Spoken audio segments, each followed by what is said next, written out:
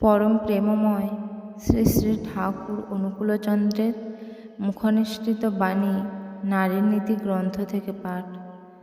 স্ফুরিত নারীত্বে পুরুষের উদ্দীপ্তি।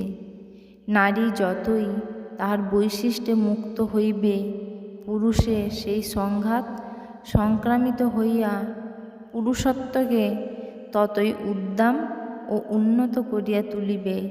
আর পুরুষের পুরুষত্ব যতই অনাবিল ও উন্মুক্ত হইবে, নারীতে তাহা সংক্রামিত হইয়া তাহার বৈশিষ্ট্যকে সার্থক করিয়া তুলিবে।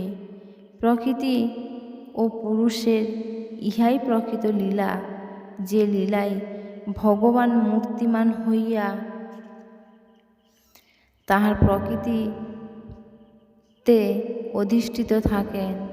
যদি ভোগ করিতে চাও, সার্থক হইতে চাও, বৈশিষ্ট্যকে লাঞ্ছিত করিও না, উন্নত করো। বাণী সংখ্যা 38।